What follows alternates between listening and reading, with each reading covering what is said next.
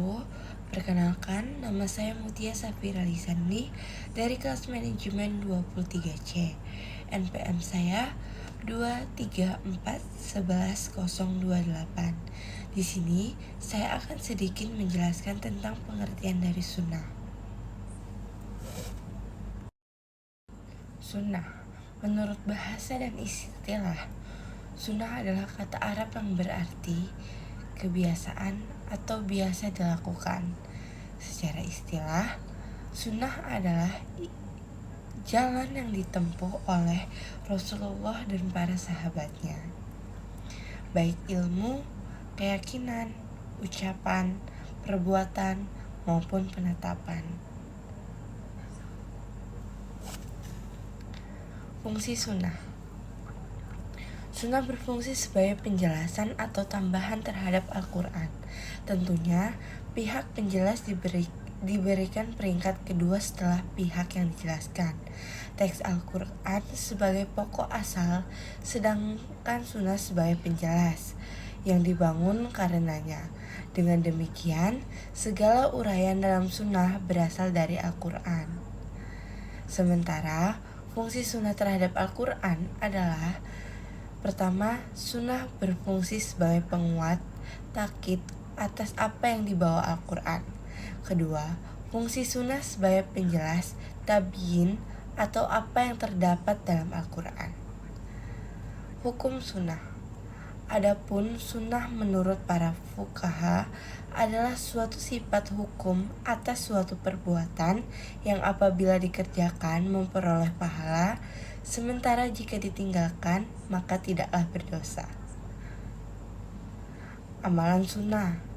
Amalan sunnah adalah segala bentuk amalan yang tidak wajib untuk dilaksanakan, namun mendapatkan pahala apabila dikerjakan. Amalan sunnah dapat menjadi penyempurna dari amalan wajib yang telah dilakukan. Sunnah menurut ulama. Para ulama hadis mengatakan sunnah adalah setiap apa yang disandarkan kepada Rasulullah SAW selain Al-Quran, meliputi perkataan, perbuatan, ketetapan, akhlak, dan kehidupannya, baik sebelum diangkat menjadi Rasul maupun sesudahnya. Sunnah yang sangat dianjurkan, yaitu sunnah muakkad, artinya sunnah yang sangat dianjurkan untuk melaksanakannya.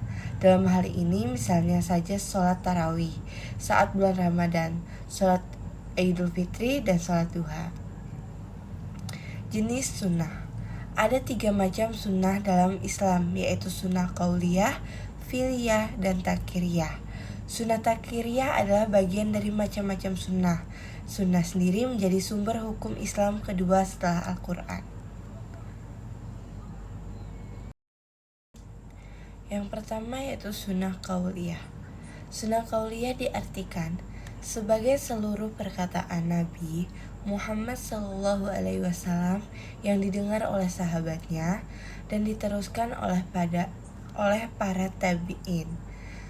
Dalam referensi lain, yaitu menurut buku 165 kebiasaan Nabi SAW oleh Abdul Zulfidar AKH, sunnah ini menjadi yang banyak ditemui dalam kitab-kitab hadis.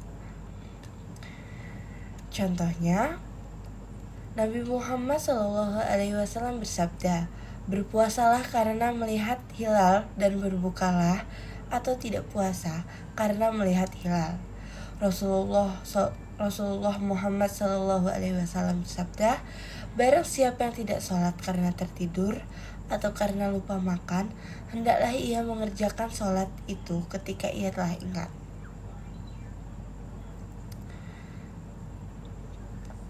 Sunnah fi'liyah.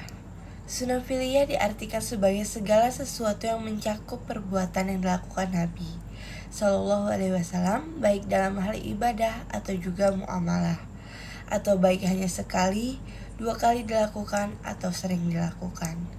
Contohnya, adapun 4 sunnah fi'liyah yang dimaksudkan pertama, memulai dengan bersiwak setelah bangun tidur. Dari Ibnu Umar mengatakan, biasanya Rasulullah SAW tidak tidur, melainkan ada siwak di sisinya, dan jika beliau bangun, beliau memulai dengan bersiwak. Kedua, mengusap bekas tidur dari wajah. 3. Sunnah takriyah. Sunnah takriyah adalah suatu perbuatan yang dilakukan oleh para sahabat di mana Nabi Shallallahu Alaihi Wasallam mengetahuinya, namun beliau hanya diam saja. Beliau tidak melarangnya atau menyuruhnya. Beliau juga tidak pernah mendiamkan sesuatu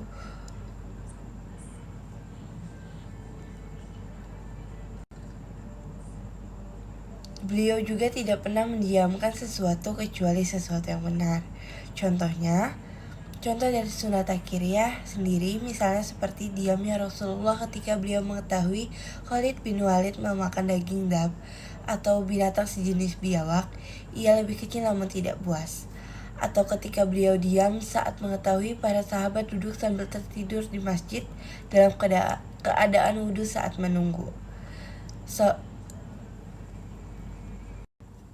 Salat sunnah itu terbagi menjadi dua, yaitu salat sunnah muakkad dan salat sunnah ghairu. Salat sunnah muakkad adalah salat sunnah yang dianjurkan dengan penekanan yang kuat atau hampir mendekati wajib, seperti salat 2 hari raya muslim dan salat tarawih. Sedangkan salat sunnah ghairu muakkad adalah salat sunnah yang dianjurkan tanpa anjuran dengan penekanan yang kuat. Sunnah dalam salat. Ada 2 macam sunnah dalam salat, yaitu sunnah ab'ad dan sunnah hay'ah.